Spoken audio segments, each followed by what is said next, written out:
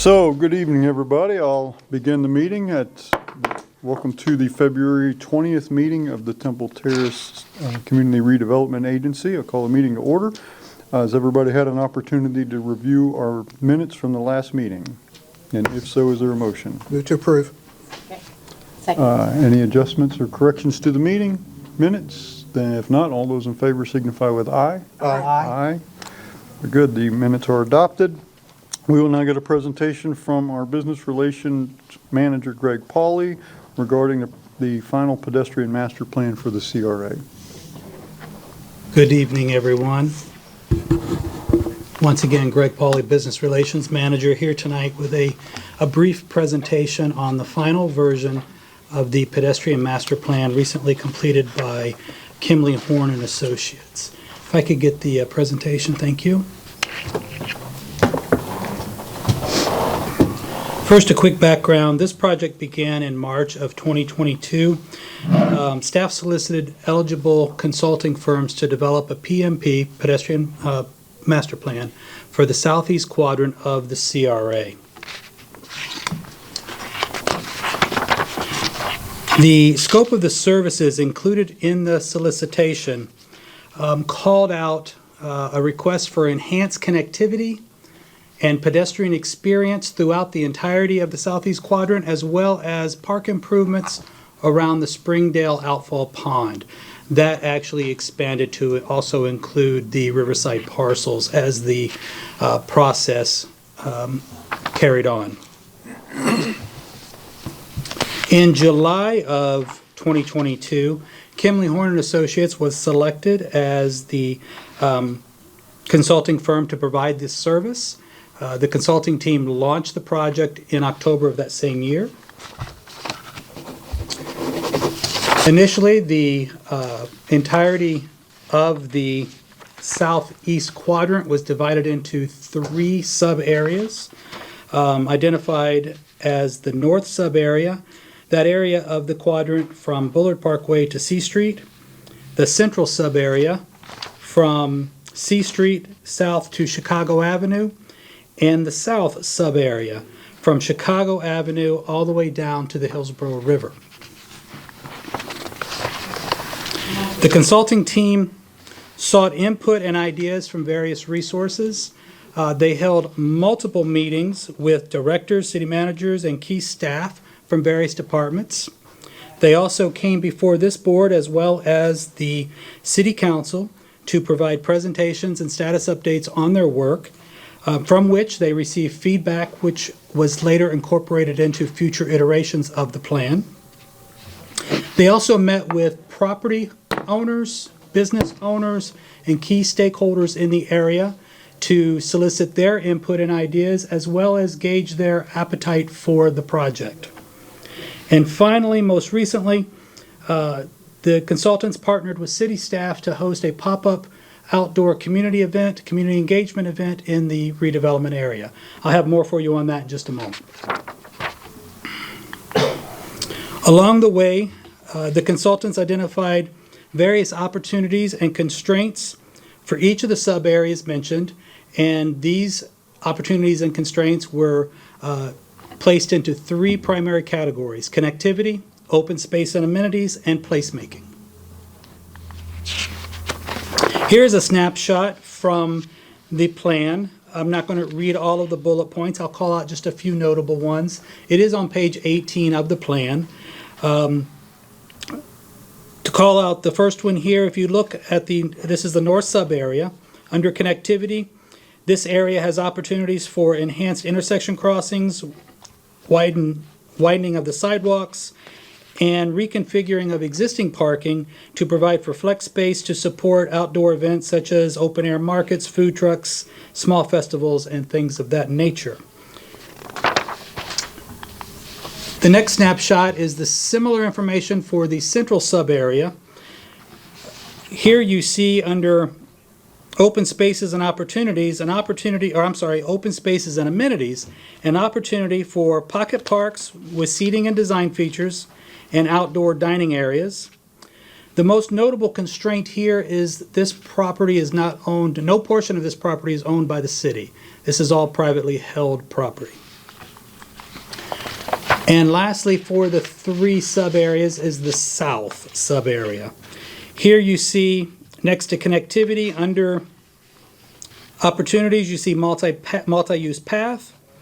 Down under open space and amenities, you see opportunities for passive recreational elements, such as, again, that multi-use path. That theme kind of reoccurs throughout. And next there is educational elements for eco-learning exhibits. Under constraints for this area, primarily the first one that comes to mind is traffic, accessibility, and parking. And again, I'm sorry, I meant to highlight that as well.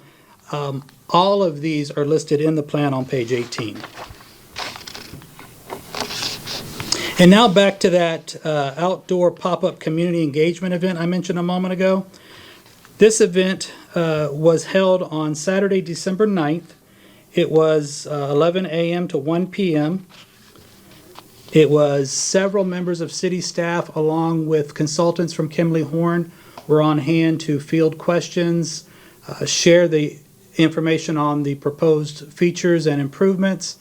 And I must tell you that the conversation was quite robust. There was a lot of Q&A going on at the time, and the attendees were very engaging and seemed to truly have an interest in what we were doing. Roughly, we didn't get an exact head count as people were coming and going an hour before lunch, an hour after lunch, but we roughly estimate, I think we all came together with an estimate of about 50 people attended this event.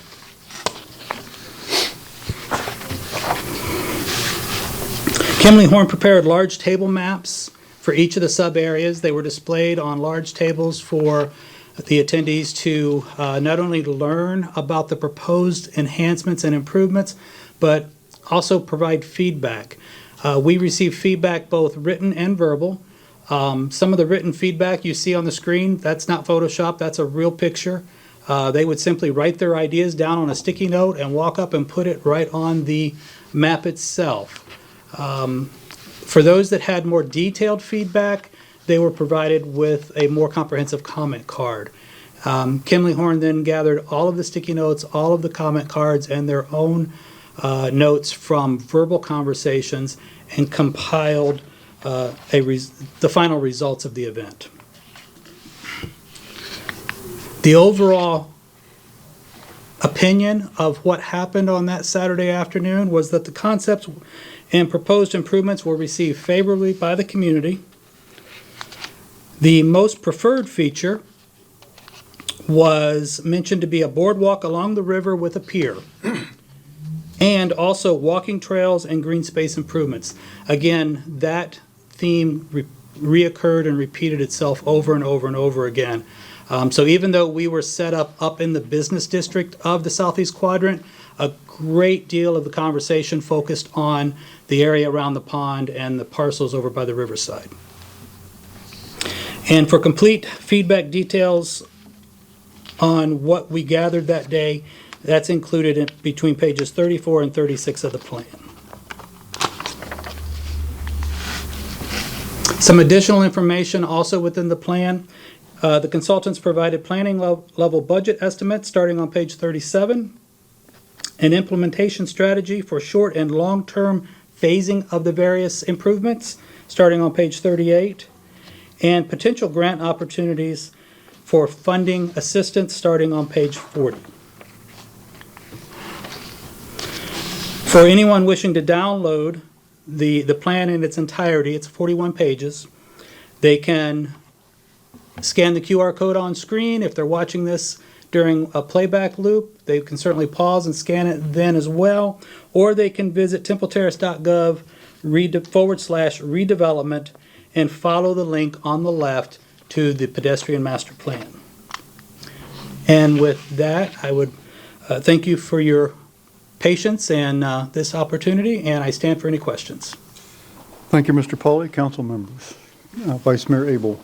Well, first of all, thank you for that detailed presentation and all the work you put into that. That's really nice to hear all the feedback from the event.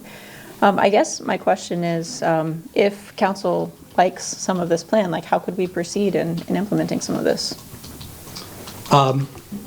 It would probably most likely be a follow-up with the city manager and key directors moving forward. We would have to look at priorities, because obviously the plan itself is very, very large. If you recall, some of those numbers in those budget planning estimates, very large numbers. So we would have to look at priorities, council's preferences, the board and council's preferences, and then move from there. And I'm sure Mr. Bahia might want to add to that. Yep, city manager. So I agree with everything Mr. Pauly said. If council will recall, if the CRA board will recall, we have a surplus this year of 400,000. Jim, give me the nod if it's like 400,000 and change, more than is necessary for debt service. That value hopefully will continue to grow. So we're getting to a sort of a maturity level with the CRA where we could look at perhaps funding some other things. We may also, if you recall the amounts in here, things are expensive. It's, even if you use 400,000, that's not going to get you everything you want probably. So we may have to identify other funding sources. I think these are conversations we should have, whether you want to do it as part of a CRA experience or a city council type of direction. But we can plan out anything that you'd really like us to plan out and present it to you over the next several months as we get the budget put together. Thank you. Councilmember Schisler. Yeah, to the Vice Mayor's point, how would we construct a timeline, or both financial and construction? I think that would be the most important thing. Is could we phase this in, and how can we initiate that? Do we need a directive from the CRA? Can council to take over with the project, or what would be the proper procedure? I guess Sure. No.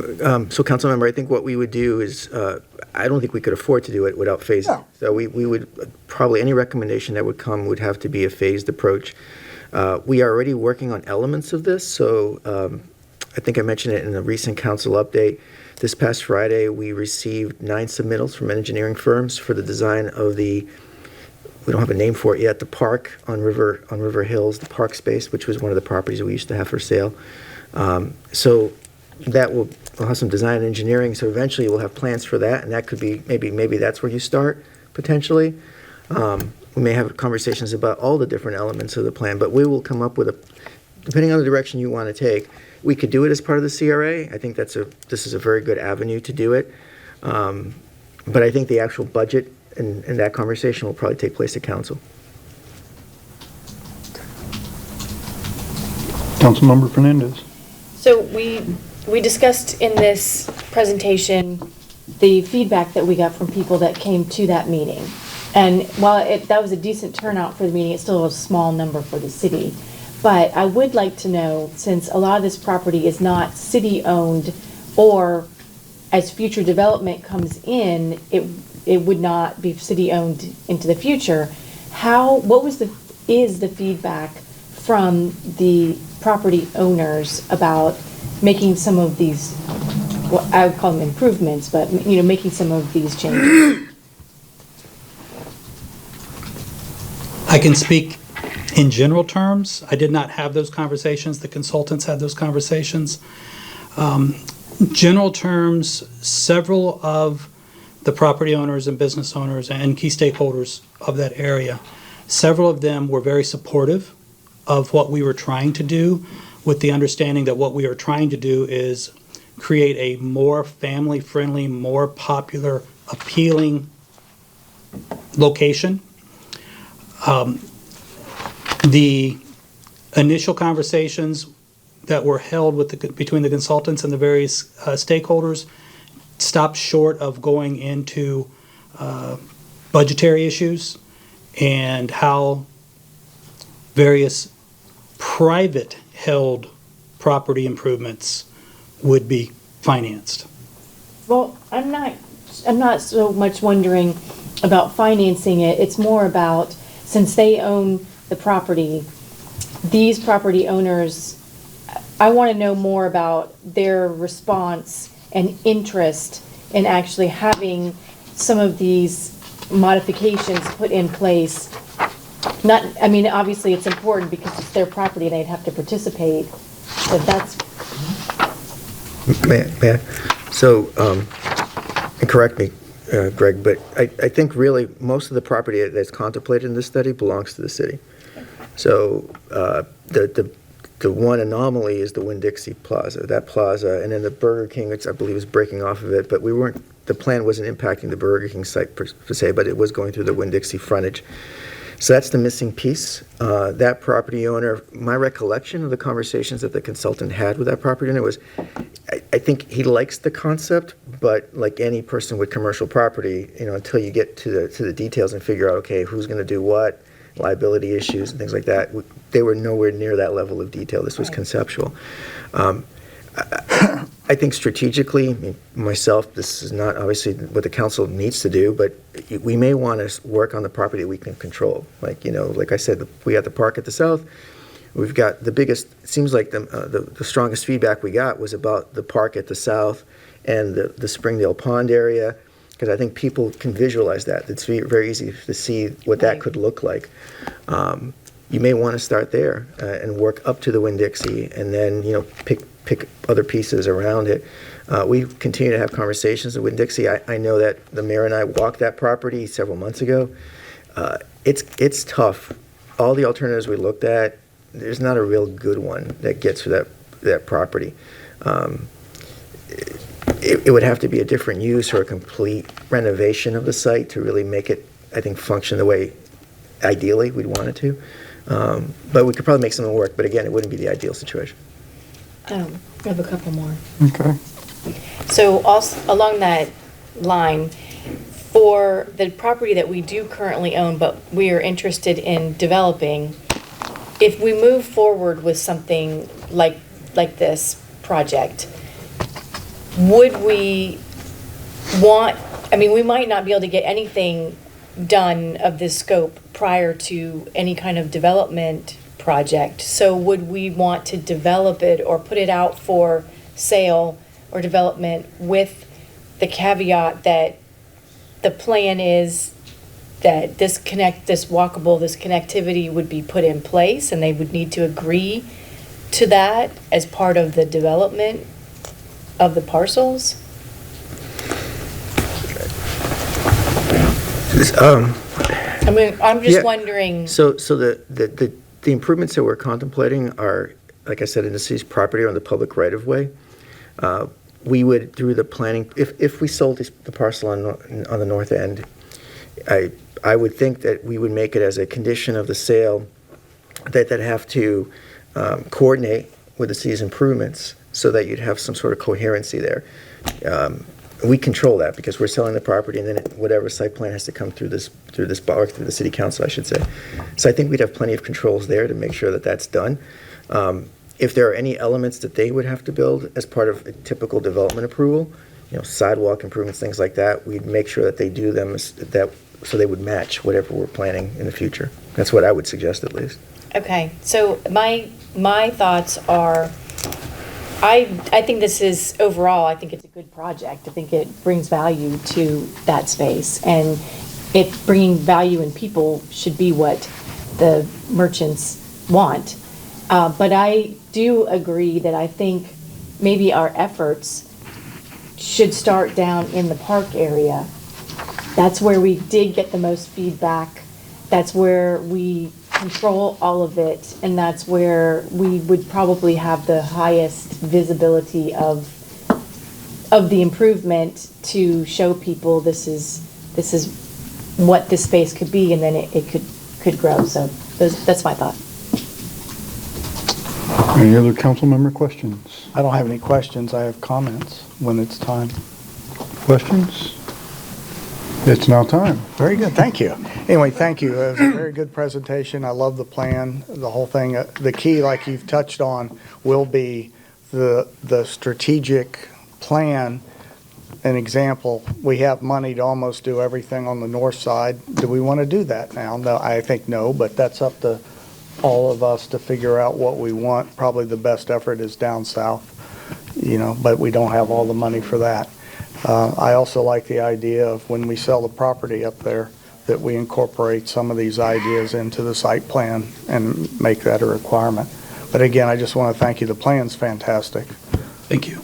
If I may, just very briefly, some of those improvements on the north side, and again, I know that the feedback was very, very slanted to favor the south side, but some of the improvements on the north side are very low-cost items.